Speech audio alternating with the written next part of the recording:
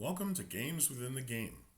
This is a series about systems thinking, and this introductory video is going to talk about why you should consider using system thinking in your business. So, why is this important? Well, if you ever cooked a meal, owned a car, lived in a house or an apartment, you understand that there are a lot of systems and they are interdependent. These things depend on each other. One depends on the other. And it's amazing how quickly the whole thing can be ruined by just one of these systems not functioning optimally.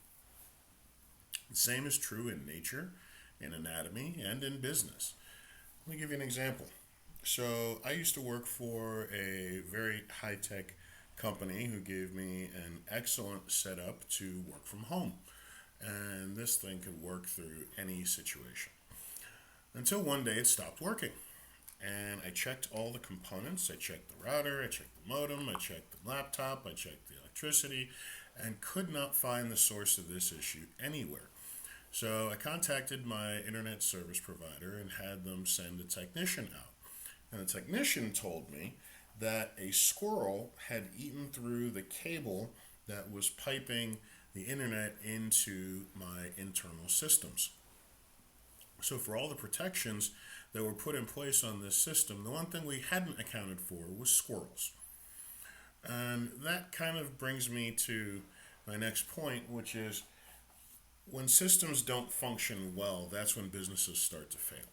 Now, the reason they don't function well can be something completely unexpected, but the second that function becomes non optimal or really bad, that's when you start to see businesses go under. So, every business has systems.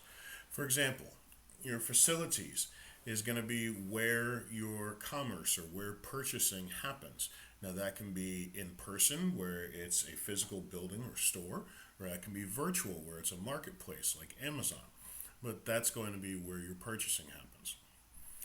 Production is going to be where the goods that you sell are made and or packaged for sale, but can also be where service is delivered. And again, these can be physical locations such as a warehouse, manufacturing, or a kitchen, but can also be virtual if there are virtual products that are being delivered or virtual services that are being delivered. Your sales and marketing system is going to attract or facilitate purchasers, customers to your business in order to purchase your goods and services.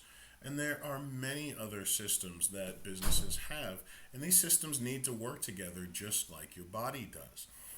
Because if they don't, you'll find that just like in your body where you've got oxygen, you've got water, you've got blood, and you've got systems that move these things around and utilize them, if you have too much or too little of any of those, while your business might rest in peace, you won't. So, in order to see this concept in action and in order to be able to play with it and be able to practice these concepts, we're going to use a visual metaphor in the form of a video game called Plants vs. Zombies. And the purpose of this is to be able to see how these systems interact and work together well, and what happens when they don't. So, this visual metaphor is going to demonstrate the inner games of structuring systems together, structuring them to work together, within the outer game of being able to address the obstacles and challengers that come with running a business. And ultimately, how you play the inner games is really going to determine how long you stay in the outer game. Unless you want the squirrel to win this round.